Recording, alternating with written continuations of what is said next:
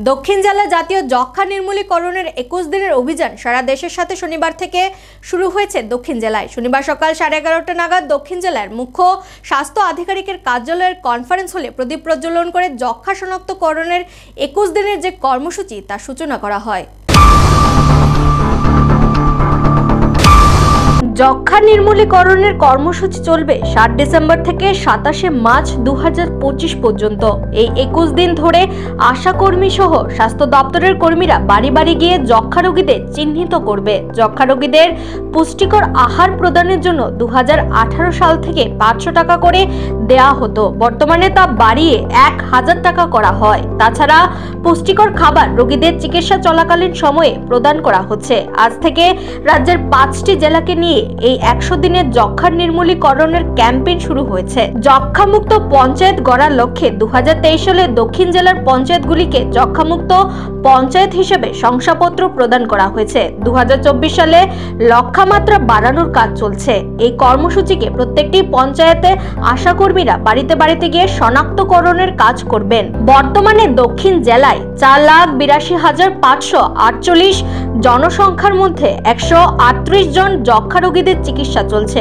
জানুয়ারি থেকে নভেম্বর পর্যন্ত 13,555 জনের কফ পরীক্ষা করা হয়। এদের মধ্যে 245 যক্ষ্মা রোগী শনাক্তকরণ করা হয়েছে। 2024 সালে এখন পর্যন্ত দক্ষিণ জেলায় 14 জন যক্ষ্মা রোগীর মৃত্যু হয়েছে। বর্তমানে দক্ষিণ জেলায় সবকটি স্বাস্থ্য কেন্দ্রে বিনামূল্যে কফ পরীক্ষা করে রোগীদের বিনামূল্যে ওষুধ বিতরণ করা হচ্ছে। এই বিষয়গুলো এদিনের অনুষ্ঠানে অতিথিরা বিস্তারিতভাবে আলোচনা করেন। অনুষ্ঠানে উপস্থিত ছিলেন দক্ষিণ জেলার জেলা পরিষদের সভাধিপতি দীপক দত্ত, দক্ষিণ জেলার মুখ্য স্বাস্থ্য আধিকারিক ডক্টর জ্যোতির্ময় দাস, বিলোনিয়া পুর পরিষদের চেয়ারপারসন নিখিল চন্দ্র গোপ, ডাক্তার বিতান সেনগুপ্ত, মনীষ চৌধুরী, হো কনসালটেন্ট সঞ্জীব ঝা, জেলা শিক্ষা ও স্বাস্থ্য বিষয় কমিটির চেয়ারম্যান শম্ভু মানিক সহ অন্যান্যরা। এর শুভ সূচনা কিছুক্ষণ আগে আমাদের সভাধিপতির হাত ধরে শুরু হয়ে গেছে।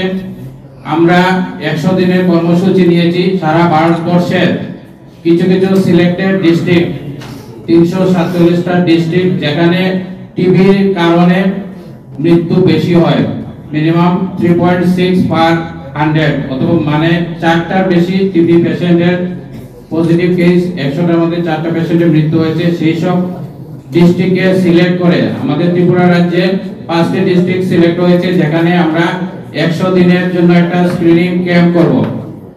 প্রতিটি আপনারা যারা এখানে পিডব্লিউসিএইচওরা আছেন, আপনারাই আমাদের জন্য মেইন যারা কাজ করবেন। আপনাদের এই প্রতিটা পঞ্চায়েতে আশাকর্মীগণ আছে, তাদেরকে নিয়ে আপনারা কিছুদিন আগে যে হাই রিস্ক গ্রুপ আছে যাদের আপনারা স্ক্রিনিং করবেন, তাদের লিস্ট আপনারা করেছেন। আমরা টিবি, আপনারা জানেন টিবি একটি ইনফেকশাস ডিজিজ, যাদের টিবি পেশেন্ট যারা থাকে, যাদের শরীরে টিবি থাকে, তারা যখন কাশি দেয়, ওদের ড্রপলেটের মাধ্যমে মানে শ্বাসনালীর মাধ্যমে, শ্বাস প্রশ্বাসের মাধ্যমে টিবির জামটা ছড়ায়। এবং এখন যদি এখানে যারা উপস্থিত আছেন বা একটা পঞ্চায়েতের ভিতরে অনেক সময় যদি কোনো টিবি পেশেন্ট থাকে, তাদেরকে যদি আমরা শনাক্তকরণ না করতে পারি এবং শনাক্তকরণ না করে যদি ট্রিটমেন্টের আন্ডারে যদি না আনতে পারি, তাহলে সেই ব্যক্তি অন্য নিজে তো আক্রান্ত থাকবেই, নিজে তো অসুস্থ হবে, পাশাপাশি। নিজস্ব প্রতিনিধি রিপোর্ট, এশিয়ান টাইমস।